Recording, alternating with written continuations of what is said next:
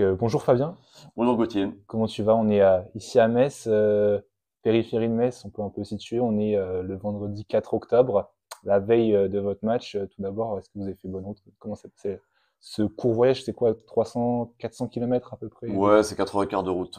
Voilà, on a fait ça en minibus. Pas de soucis particuliers. Comment ça va? Comment ça se passe ce début de saison à Boulogne-sur-Mer, qui a rejoint l'équipe la saison passée, après plutôt de belles saisons accomplies en National 2 et en National 1 aussi par le passé.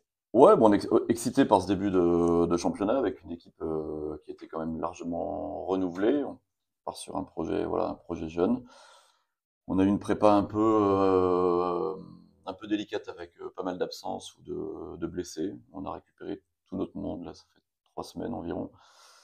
Donc plutôt satisfait. On a fait une semaine dernière, voilà, plutôt aboutie avec 2 victoires et on va chercher notre première victoire en déplacement puisqu'on s'est incliné à Mulhouse après prolongation. Justement, Mulhouse, Saint-Vallier, Charleville-Mézières qui était aussi un promu. Vous avez créé la sensation avec aussi cette victoire contre Caen. On va y revenir. Il y a quand même des victoires références quand on voit un peu l'effectif dont vous composez cette saison. Euh, Quel est ton premier ressenti? Et voilà, il y a toujours cette recherche. Bon, il n'y a rien d'alarmant, une première défaite à l'extérieur, un vaincu toujours à domicile. Ouais. Quel est ton ressenti sur le début de saison avant d'aborder le match face à Metz, qui est aussi promu et qui a réalisé une victoire à l'extérieur? Bah, il est certain qu'on n'avait pas beaucoup de mesures sur notre propre équipe, puisqu'on a été au complet vraiment en toute fin de prépa, avec l'arrivée de Mika l'Américain qui arrivait tard, pour un problème de visa. On a eu le retour de Jim Seymour après une fracture du cinquième méta, donc on a eu, ouais, voilà. Donc on avait du mal un peu à se jauger par rapport aux autres équipes. On démarrait le championnat par un match à la maison contre Charleville, qui était voilà, petit poussé, le dernier Ouais, invité. Donc, ouais, évident qu'il fallait absolument gagner ce match. Ce qu'on a fait. Et puis derrière, Mulhouse, qui a fait une bonne prépa, qui va faire partie des belles équipes de la poule, je pense. Un match bon, voilà, où ça se joue sur les petits détails à la fin, on perd après prolongation. Et puis après, on avait une semaine chargée avec la Coupe de France, la réception de Caen, et puis dans la même semaine, la réception de Saint-Vallier. Donc les deux finalistes des playoffs de l'an passé. Donc la Coupe de France, même si c'est pas notre objectif premier, c'était pour nous voilà, le meilleur moyen de préparer l'avenue de Saint-Vallier. Match de championnat qui comptait pour nous. Et voilà, on a fait une belle prestation contre Caen. Et puis une belle prestation contre Saint-Vallier avec un résultat qui était voilà, un peu au-delà des espérances. On est tombé sur un jour où on était voilà, plutôt en forme offensivement, avec de l'adresse, avec beaucoup de rythme. On a très bien rentré dans le match et l'écart, voilà, c'est soldé par un écart conséquent de 40 points, même si ça, évidemment, ça reflète pas l'écart de niveau entre les deux équipes. Toi, si on parle un peu de toi, justement, dans ton rôle au sein du club, donc tu es le coach principal, tu as connu un poste de coach adjoint, il me semble, entre 2010 et 2016, avec les heures un peu dorées du basket boulonnais à l'époque, en Pro A, en Pro B, on va y revenir avec des joueurs assez connus des parquets de France qui y sont passés. Est-ce que tu peux un peu nous expliquer la nature de ton comeback, sachant que on t'a suivi des épisodes avec Lons en Oui. National 2, il y avait cette saison, cette super belle saison, on vous attendait quand même parmi les hauts du tableau, Hum. mais vous avez réussi à créer quelque chose de très intéressant, et avec ce titre de champion de France à la clé, même s'il n'y a pas cette montée, euh, on sait sûr que quand un coach performe avec une équipe, enfin, une équipe performe, le coach l'a magnifié, et c'est sûr que tu as dû avoir des offres un peu partout à droite, à gauche de club de National 1. Et justement, est-ce que tu peux nous expliquer un peu comment ça s'est passé, ton retour à Boulogne-sur-Mer? Ben, effectivement, donc Boulogne-sur-Mer 2010-2016, je suis arrivé après la montée en Pro B. J'étais assistant de Germain Castano, que j'avais déjà connu à Besançon. On avait travaillé ensemble déjà de 2 ans. Et Boulogne, c'était une grande aventure humaine. Au-delà du sportif, on a lié vraiment, enfin, j'ai lié vraiment de gros liens avec l'ensemble du club, avec les bénévoles, avec vraiment à 6 années vraiment de partage et la montée en pro avec le titre de champion de France en 2014, qui était un moment fort de ma carrière, un moment fort du club. Et puis effectivement, Lons-le-Saunier, j'arrivais dans un projet pour me stabiliser un peu. Il y avait sur le papier un vrai projet avec des moyens, avec des vraies ambitions. Donc, c'était pour moi un bon challenge. Et voilà, au mois de décembre, on a appris qu'il y avait des problèmes financiers. On a vite compris que une montée en N1 serait compliquée, enfin pas sportivement, mais financièrement.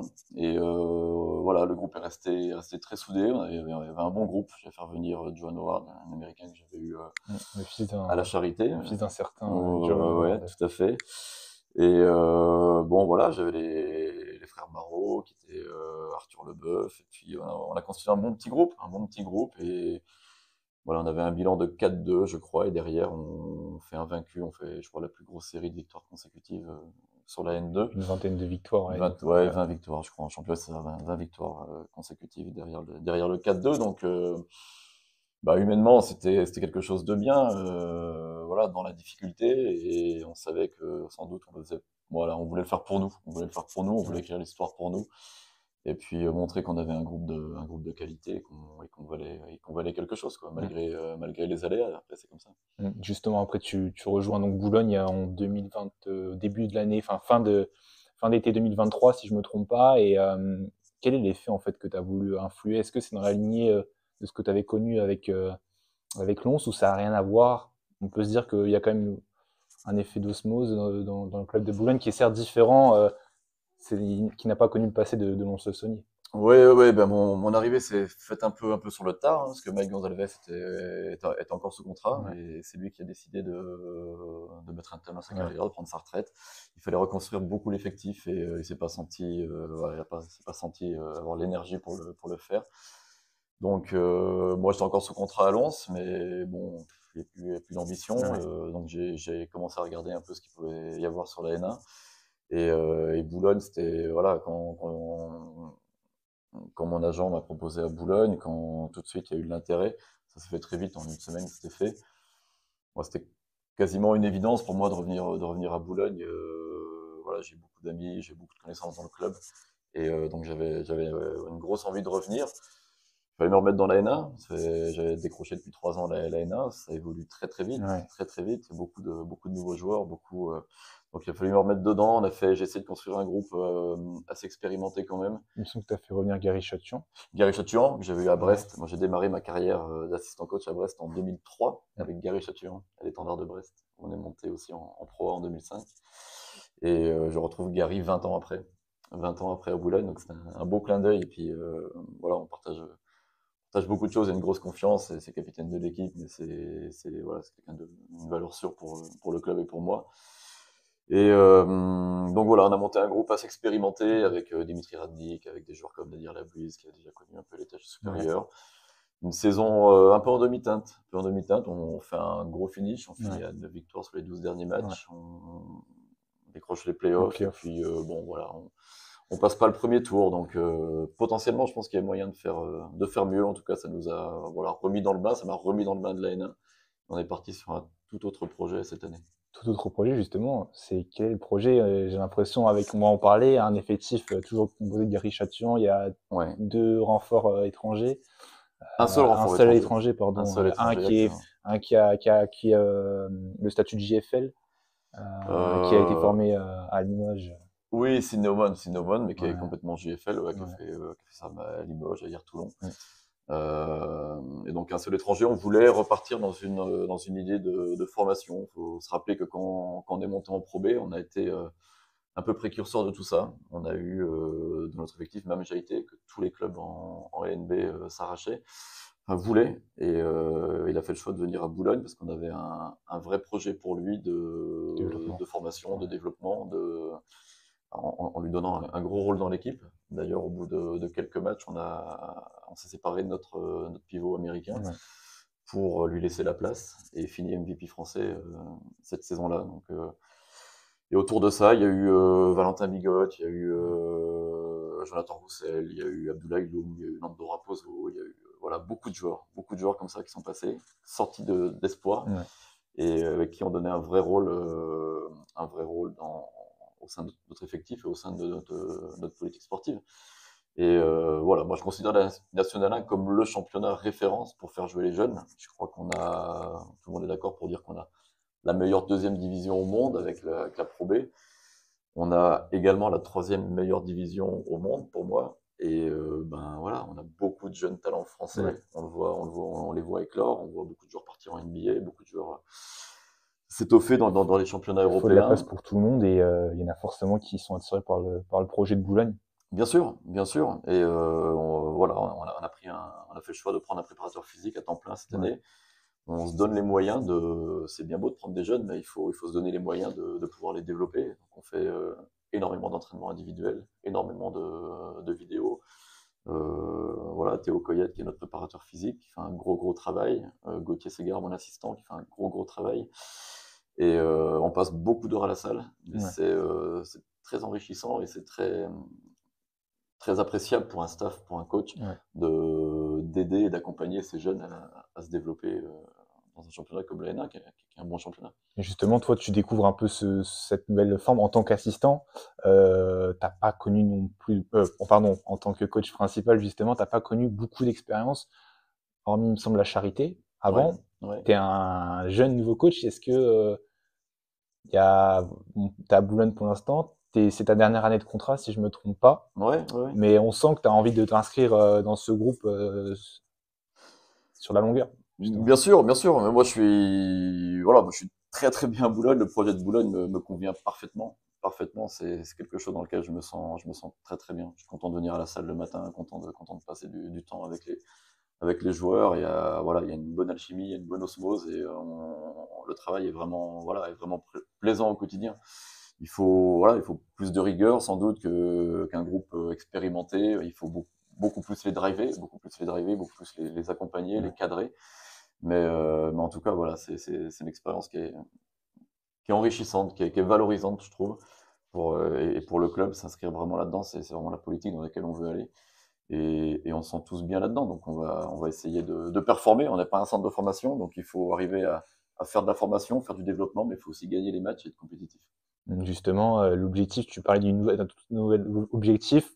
L'objectif sportif, quel est-il on le fixe souvent en National 1 assez tôt dans la saison. Est-ce qu'il a déjà été On veut défini? jouer, on veut jouer au tableau. Encore une fois, on découvre un peu notre équipe encore, donc je me concentre beaucoup sur mon équipe. Je connais pas encore toutes les équipes de N1, mais il est évident qu'on est ambitieux, qu'on veut jouer un haut de tableau, qu'on veut essayer d'aller chercher une place en play-off, et on veut essayer de ramener au plus vite, Maintien. si c'est pas cette année, un maintien, oui, un Pardon, oui. maintien, mais aussi, je pense que la place de Boulogne, c'est la Pro B. Et, on n'a pas de pression particulière à se dire il faut absolument monter cette année. Non, il faut recréer un peu la structure, il y a beaucoup de choses à recréer au sein du club, beaucoup de domaines dans lesquels il faut progresser. Et c'est ce qu'on fait à tous les niveaux, les commerciaux, les gens dans la communication, tout le monde travaille dans cette ambiance-là et il faut voilà, arriver à replacer Boulogne en haut de la N1 et viser, je pense, à terme, sous 2-3 ans, une montée en Pro B. Justement, et toi, c'est ce que tu aimerais vivre. T'es peut-être pas originaire du Nord. On sait souvent qu'il y a cette attache un peu historique au Nord pour beaucoup de connaisseurs du basket. Ça y est, tu y es rentré. Tu es un peu dans le monde, dans ton monde à Boulogne, d'Arménon, pardon. Ouais, non, C'est non. quelle est l'ambiance Je suis complètement dans mon élément à Boulogne. Ouais, C'est une ville qui me correspond très bien. C'est des valeurs qui me correspondent très bien. Les gens sont simples, les gens sont, voilà, c'est des travailleurs, c'est des gens modestes.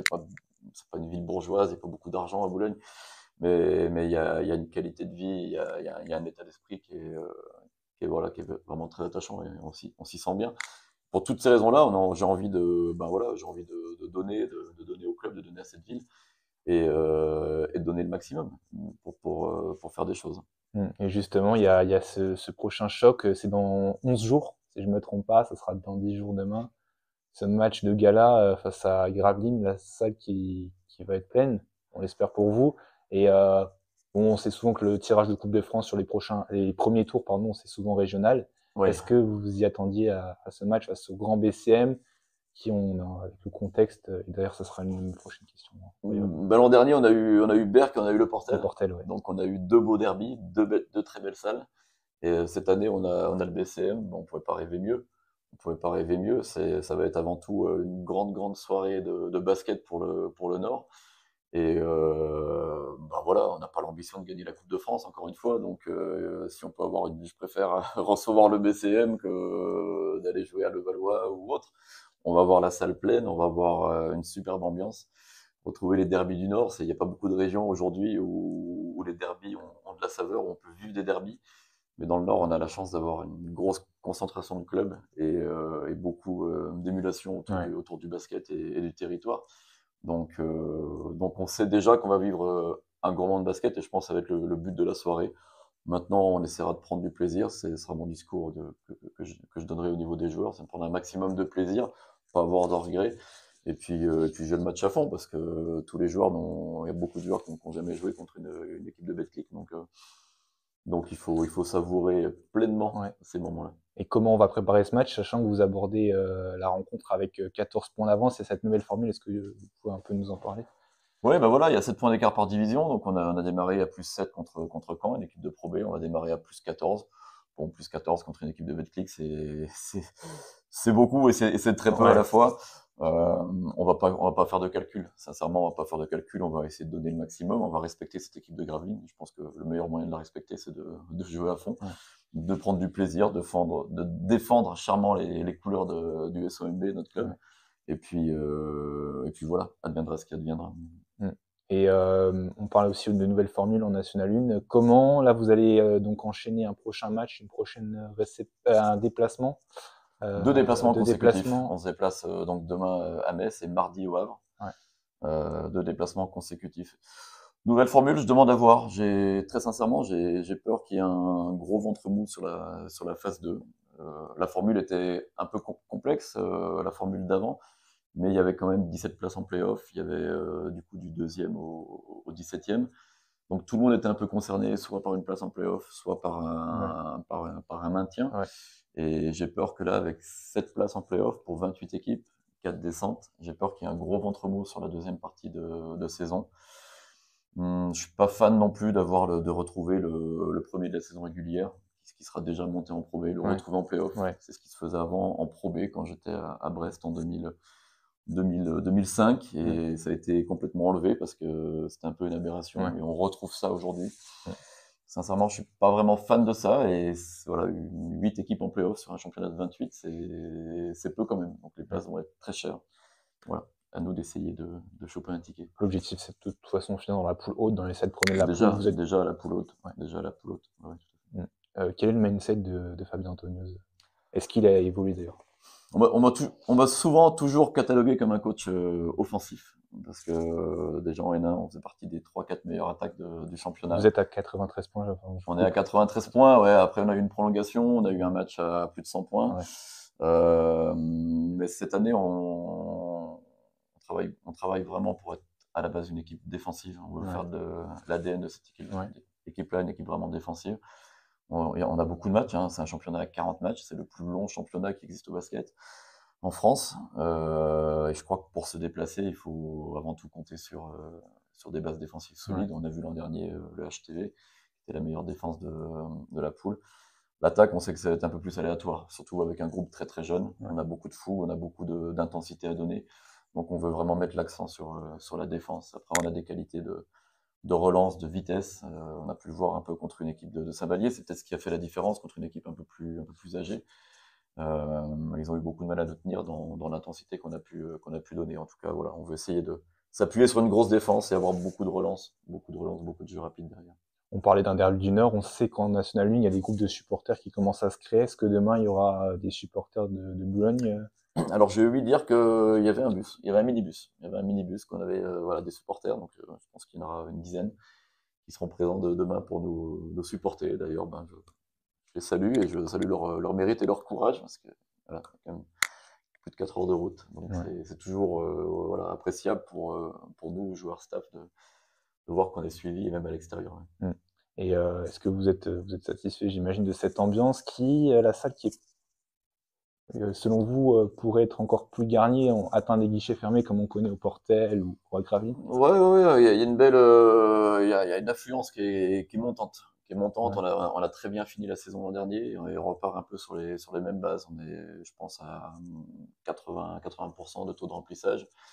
On sait que, comme tout public, c'est un public qui aime la gagne. Donc, si on arrive à enchaîner une série de victoires, on sait qu'il y aura qu'il y aura du monde, que les gens voudront venir nous voir. Donc, non, non, peut mieux faire, j'ai envie de dire, mais on a déjà une très belle salle et une très belle ambiance. Mmh. Une question maintenant, on parle de la Pro B un peu entre les lignes. Est-ce que vous avez connu la Pro B et la Pro A en tant qu'assistant? Ouais. Forcément, dans chaque carrière de sportif, que ce soit du côté coach ou joueur, il y a forcément des objectifs de toujours aller chercher plus haut que ce qu'on a aujourd'hui. J'imagine que vous y travaillez au quotidien avec votre groupe. Est-ce que l'objectif, un objectif qui est peut-être depuis combien de temps, est-ce que vous essayez d'atteindre un Pro B personnellement? Mon objectif personnel, ce serait de pouvoir atteindre la Pro B avec Boulogne. Avec Boulogne. Très sincèrement, coacher en N1 ou coacher en Pro B, ça change pas grand-chose Ouais. pour moi. Je pense que le plus important pour un coach, c'est d'être bien là où on est. C'est d'avoir voilà, d'avoir une histoire, moi c'est pour débarquer dans un club de Pro B, comme ça, juste pour dire d'être en Pro B. Non, je préfère vraiment vivre voilà, quelque chose de fort avec un club ambitieux de N1, ce qui est Boulogne aujourd'hui, et tout faire pour accompagner le club en Pro B et pour évoluer en Pro B avec Boulogne. Ce serait pour moi voilà, le plus beau parcours. Ok, bon, on a fini la partie Boulogne. Je me permets, on pourrait parler de 3 faits d'actualité qui ont eu lieu cette semaine. Ouais. Il y a des positifs, il y a du négatif. Plutôt des faits tristes. Est-ce que déjà vous suivez un peu le championnat NBA? Bon, moi j'étais pas né, je l'ai pas connu sa carrière. Malheureusement, le deuxième meilleur contreur de la NBA est décédé, Mutombo. Ouais. Quand vous avez appris l'information, je vois un peu. Alors, pour être très sincère, je ne suis plus l'actualité NBA, ou très Ouais. peu. Je suis un peu les joueurs français qui s'y trouvent. Parce que je suis en décalage un peu voilà, avec le jeu proposé, Ouais. voilà, j'apprécie beaucoup plus l'Euroleague, Ouais. les championnats européens On va en parler, on va en parler que la justement. On va NBA. en parler. Mais Dikembe Mutombo, ça fait partie de la génération que je suivais à l'époque. Ouais. Moi, les Jordan, les Charles Barkley, les Clyde Drexler. Là, j'arrivais à me relever pour voir des finales Et Chicago-New York. Mm. Je me relevais à cette époque-là pour voir les finales, ça m'intéressait beaucoup. Et justement, quand vous avez appris, du coup, Bah voilà, c'est triste, c'est triste, c'est triste. Et puis on s'aperçoit que tout le monde vieillit, même il est mort très jeune. Mm. Mais on s'aperçoit que bah oui, que le temps passe, Et puis il faut profiter de chaque moment. Mais c'est toujours triste de voir disparaître un grand nom du basket, quelqu'un qui a marqué son temps de par ses qualités de contreur. C'était vraiment l'NBA qui défendait Ouais. beaucoup à l'époque. Ouais. Bon, c'est plus trop le cas maintenant. On a Victor Wembanyama, pour ceux forcément qui connaissent. Ils doivent regarder la vidéo, 99% le connaissent. Mais parlons plutôt du Paris Basket. Nadir Hifi, une étoile montante justement, qui a fait ses débuts pas très loin d'ici à Strasbourg, qui a pas réussi à se lancer. Ouais. Il débarque un peu avec la National 3 et il s'envole pas loin de Boulogne, si je me trompe pas. C'est vraiment pas très loin, le Portel. Ouais. Et il rebondit à Paris Basket qui Ouais. va débuter à l'heure où on enregistre cette interview, son premier match d'Euroleague Ouais. dans son histoire. Bah, Est-ce qu'on peut en parler? c'est une très belle histoire, c'est un très beau parcours, et c'est une histoire qui doit donner plein d'espoir à tous les jeunes, parce que c'est un physique très commun. On parle pas de Wemby, c'est pas un joueur de 2,20 m. C'est un joueur voilà, qui est pas très grand, qui a pas une grande envergure, qui a pas des qualités athlétiques énormes. Mais je crois qu'avant tout, c'est un gros travailleur. Alors, il doit être porteur d'espoir pour les jeunes, mais c'est pas dû au hasard. Je crois que quand tout le monde parle de Nadir Hifi, et tout le monde parle de son éthique de travail, Mm. des heures passées à l'entraînement, et après, c'est quelqu'un qui a toujours cru en lui, qui a confiance en lui. Et aujourd'hui, dans son jeu, on voit que c'est quelqu'un qui est plein de confiance, mais c'est avant tout beaucoup, beaucoup de travail. Donc, il est porteur d'espoir pour dire que, voilà, avec un physique un peu lambda, on peut arriver à faire de très belles choses. On peut être un peu squeezer les centres de formation, ou ne pas percer, se retrouver en N3, Ouais. et puis se retrouver en Euroleague quelques années après. Donc, voilà, c'est une superbe histoire. Et pour connaître un peu les préparateurs physiques qui est passé avec lui, voilà, tout le monde s'accorde à dire pour que c'est un gros travailleur. Ouais. Donc chapeau pour Nadir Hifi. Et puis à tous les jeunes, allez-y, mettez-vous au travail, et puis rêvez, mais voilà, les rêves sont atteignables, mais faut bosser.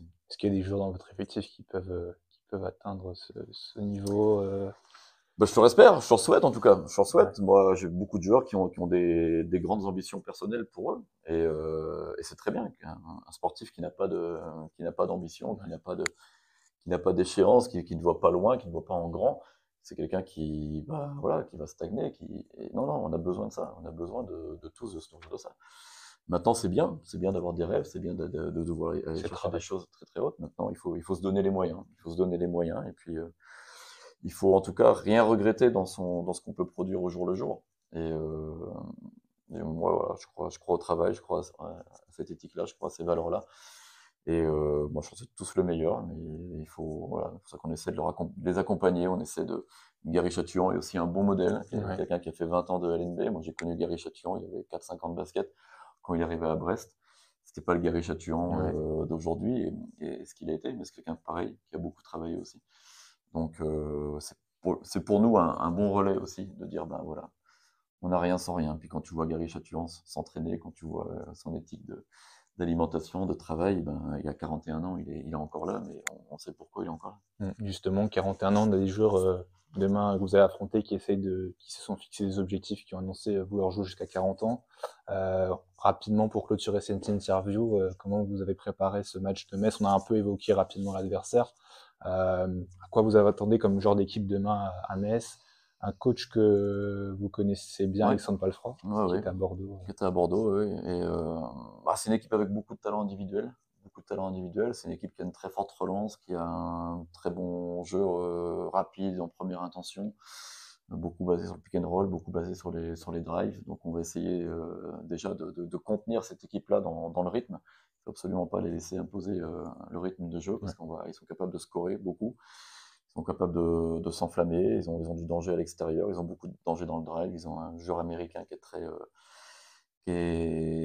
très tonique, qui est très mobile. Donc il faut voilà, qu'on essaie le plus possible de les mettre demi-terrain pour contrôler un peu le rythme du match et le tempo. C'est en tout cas ce qu'on va essayer de Ça faire sera demain. la clé selon vous. C'est une équipe aussi qui prend pas mal de rebonds, tout comme vous, si je me trompe Ouais, pas. ouais, c'est une équipe qui prend beaucoup de rebonds.